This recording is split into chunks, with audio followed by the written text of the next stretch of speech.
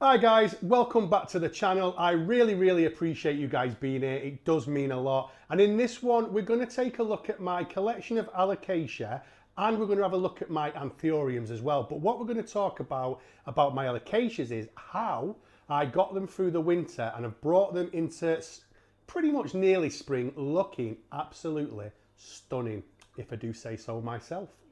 Right guys, this is my fish room stroke plant room. Now, this was first a fish room, then it became a plant room as well. So I used to have fish tanks in all this area here, but that's not what we're here to talk about. I will do a full tour on all of my plants at some point, but today I am just going to show you my collection of Alocasia. Also talk to you about how I've kept them alive over the winter, and we'll have a little look at the Anthurium. So let's look at the Alocasia. The Alocasia are over here in this corner.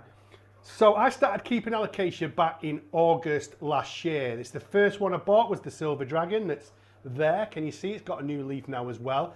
And I did one hell of a journey, marathon, whatever you want to call it, of research.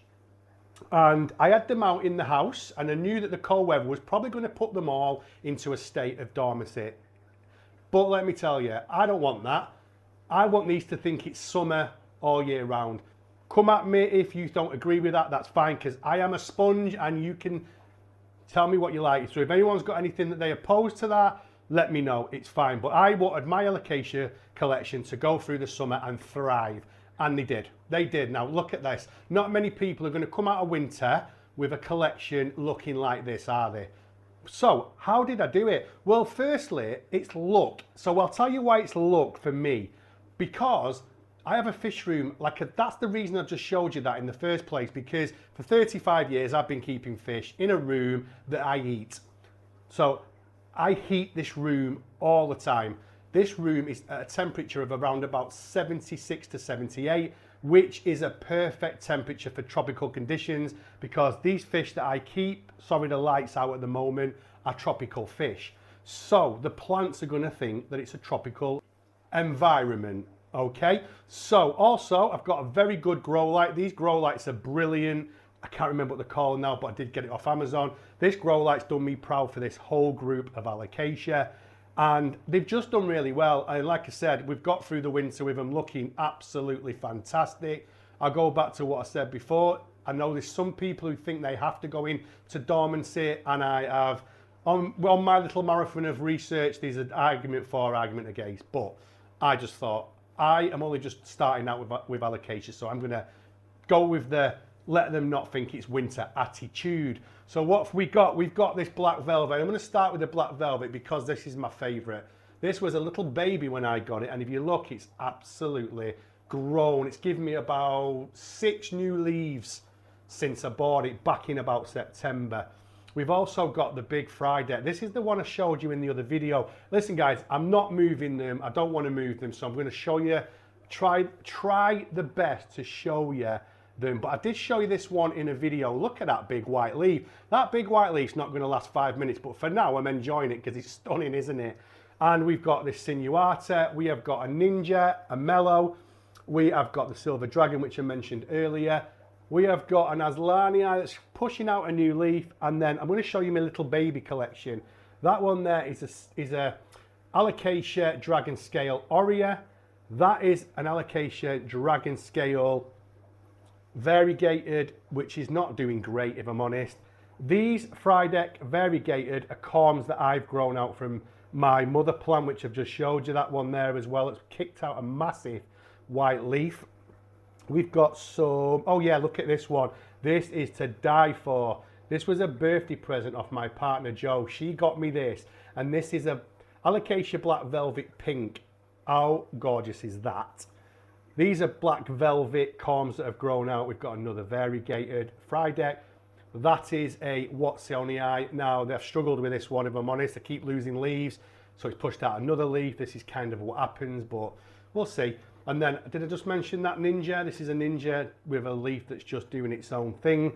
And then we've got a little box of corms. In there is one Frydek variegated corm and the rest are mellow corms. So we'll grow them out, and basically what I'll do with these is sell them you know, these Fridex, I'll sell them, and so on, these black velvets.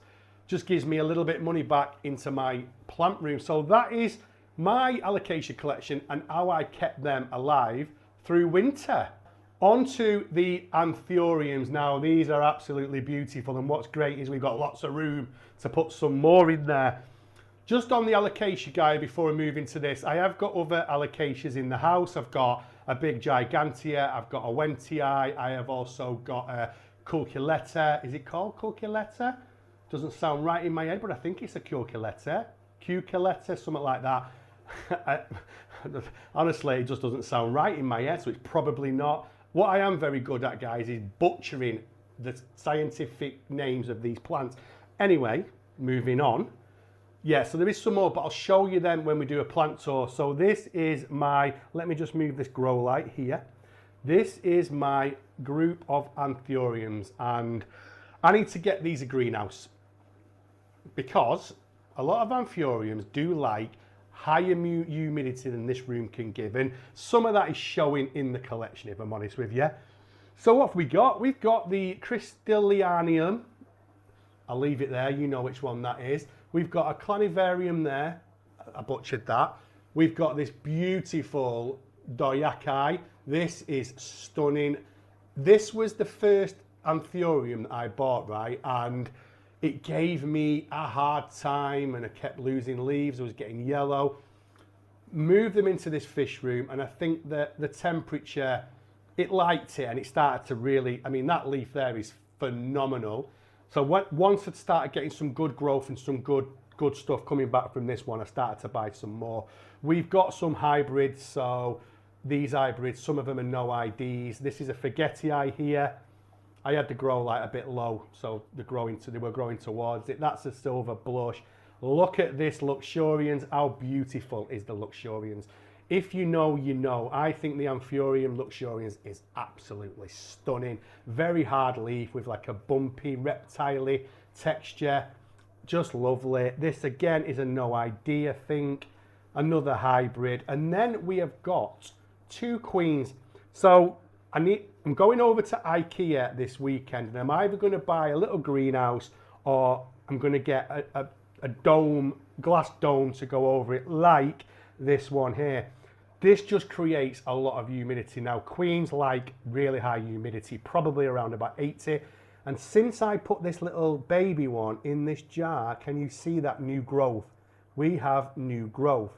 And this queen is relatively new, and I got this probably a couple of weeks ago, but we need to get it into a higher humidity, because if I don't, it'll just start to go yellow, and it just won't do well.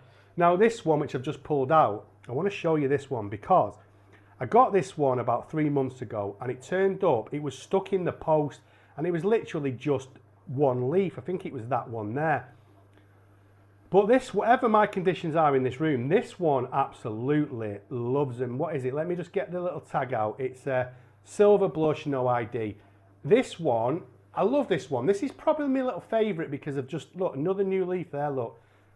That's just stunning, isn't it? That's beautiful. So this one has just absolutely loved my fish room and has just given me so much growth since I got it. Love that one, guys.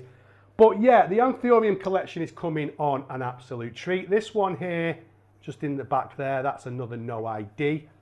I just keep buying no IDs. I don't know why, but I do.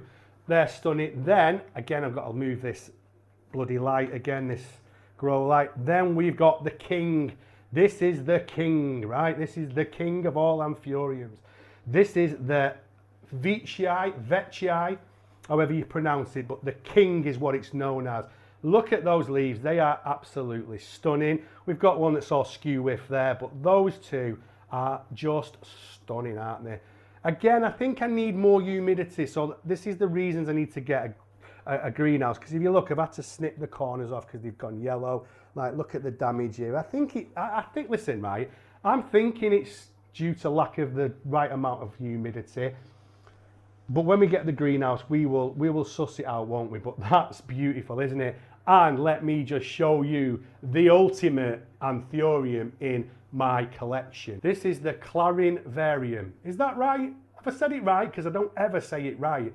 I think I just said it right then, let me know. This is a beast. And I don't take any accountability for growing this. I bought this like this. I went to the plant shop. I think you may have seen this plant on my plant tour video because it was there then, but I didn't buy it then. I went back a couple of weeks later and bought it. But just look at that. That is beautiful. And this is this, I can't remember the name of this again. I am so bad. But this is obviously, there's a new one growing there, look. This is where you get the pollen from, so you can pollinate seeds to grow your own anthuriums out. I've not got to that level yet. I'm doing lots with the alocasia, but not much with the anthuriums. And I am growing other stuff out. I've got loads of props. Obviously, just for me as a plant guy, I was growing everything hydroponically for many years before I started keeping plants in soil. Just remembered, and I don't know why this is even here. There's an alocasia dragon scale just randomly within my syngoniums. I've obviously, so that's in leca, and the other day I was doing the leca, which was really like nutrition in the leca, plants in leca, and I think I've just put that back in the wrong place. Why is that even there? But that's the dragon scale. Anyway, that's an alocasia, back to the anthuriums, but look at that. Ain't that a beauty? Anyway, guys, that's my alocasia getting through winter video, plus the anthuriums, which I'm showing off with. We're going to wrap this one up now. All right, guys, hope you enjoyed that. That is my alocasia collection and my anthurium collection, which I am very, very proud of, to be honest with you. I am really proud of when I'm successful with any plant, but them two genuses of plant in my collection they mean the world to me. And I appreciate everybody for watching, and hopefully you enjoyed those plants as much as I do. Anyway, guys, if you're still here, right, just hit the subscribe button. Click something, because if you're still here, you're a legend. So please just click something, whatever that be, it's up to you. Breathe, man, breathe. Right, I will see you all on the next one. Thank you so much.